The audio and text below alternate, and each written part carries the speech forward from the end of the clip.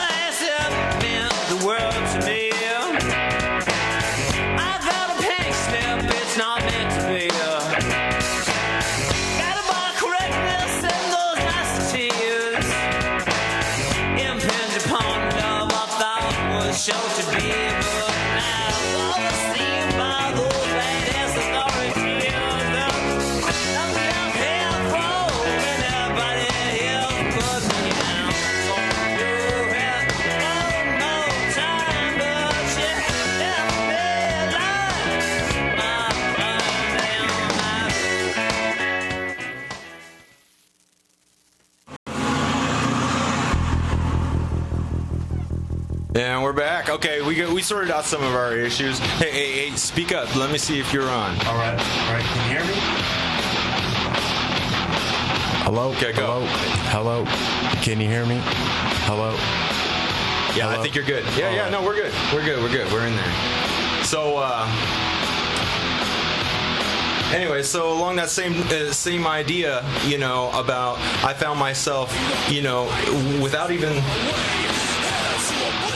without even thinking about it, judging somebody else for absolutely no reason outside of the fact that my mind needed to find some sense in what I was seeing, right?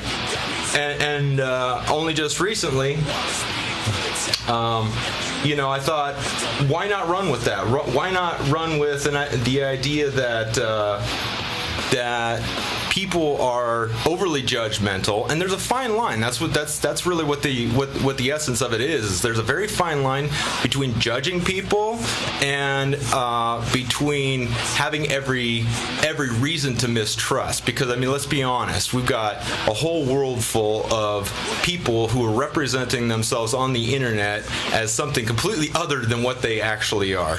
Number one. Number two, you can't trust a damn person out there. You can, but it's getting harder and harder to find the sort of people that you can take their word at face value and really, really believe in your mind and heart that what they're telling you is 100% the truth. It doesn't help that we live in LA either, which is the land of liars. But but we manage from day to day. So, anyways, getting back to that, I think this is probably an appropriate time to introduce my guest. This is a good friend of mine. We've been friends for several years. His name is Will Skidmore. Say hi, Will. Hi, how you doing? Oh, see, he sounds like a real nice guy, right?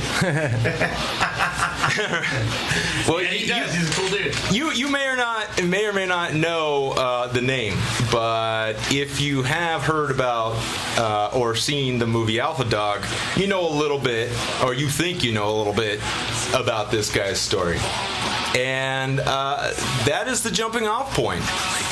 I spoke with Will the other night, and I said, hey, I'm doing this show. You want to get in there? He said, yeah, sure, why not? I said, well, hey, what about telling your story a little bit? And I'm rather than just blather on, I'm gonna let Will take the phone right now and see how did you feel when I asked you whether or not you wanted to air some of your personal stuff? I thought about it, and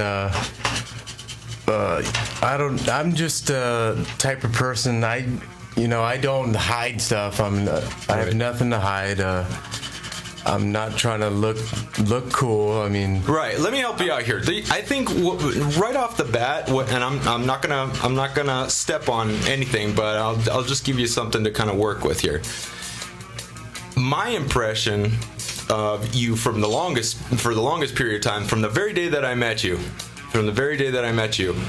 A, not flashy, B, not acting like a gangster, hardcore. Mind you, this guy did serious time for the charges that were brought against him, and he was just a kid. We're talking about, what, 16, 17 years old? I was 19. You were 19 years old. Okay, so you were a full-blown adult. Yeah. Tried as an adult. Practically, well, we'll get into the details later, but you spent a fair amount of time in prison. Most of your formative years were spent in lockup with some of the highest profile, criminals the state has to offer. And so to deal with that right off the bat is a big deal. But to get out now, what I think you find is basically there was a split. I don't know if you could even go so far as to give it more than two different categories. You either got the guys that are always going to carry that prison mentality, that prison persona. They're going to live up to their reputation every day because that's what they had back in the joint. And that was something that I never saw in you. Yeah. And that was interesting. I mean, 90% of people that do go, they try to bring that back. You know, most people, they really don't have too much to fall back on when they get out of jail, so they stay with the tough man thing. Try to use it to their advantage. Right. Oh, that's the cool guy. Right. And I've always stayed the same, mellow, just family and friends.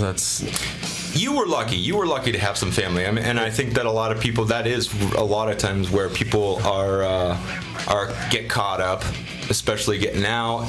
You know, how am I going to make money? I've got a felony on my record. People don't want to hire me. I'm all covered in tattoos. I got a bad reputation. You know, I got people who do like me and people who don't like me at all. And half the time they're friends. I mean, you got a very interesting situation, but again, based on the sort of perception that one could easily take from that situation. I mean, not knowing the exact details of the case. I mean, I wasn't sure what part you played. Yeah. As I came to find, as I understand it, if we were playing it back from the movie's perspective, you were the guy that was basically threw the Markowitz kid into the van originally. Yeah, that's what that was you. Okay. So, and two, understand that when I asked you to do this, it wasn't in any way, shape, or form that I felt you were going to come out here and be like, yeah, I did this. You know, we were crazy fools back then. We did a bunch of, BS, and which is true. Yeah. You know, you guys were up to some crazy shit, and I mean, it may be going to the next level from what some of us did, stealing caps off of people's tires and burning bubble gum with mom's hairspray and shit like that. You were carrying AKs and watching out for the stash and huge stacks of money and drugs and the whole nine. And stop me if I'm saying too much, but you had a pretty hardcore youth, yeah, and other people that were leading, and you were possibly following their example, but whatever, it was gang life. Like, you guys were talking about crazy shit all the time and dealing with crazy shit all the time, and I just think that number one, to go in for that amount of time and come out and not even represent that at all, like, I don't see it at all. The only thing that you really carry that I can see is a bunch of tattoos that, you know what I mean? I mean, exactly. Tell you what, I'm talking too much. Let's put one up for 1 second. Let's cheers once again. It is Friday, gentlemen. Yep, happy Friday. For everyone out there who's potentially interested in talking to Will, he's an open book, man, and we'll get into that. No pun intended. Number here is 213-973-2977. You can also Skype us. We're at xsite, SITE radio. So coming back, we're talking about people's perceptions of you. Yeah.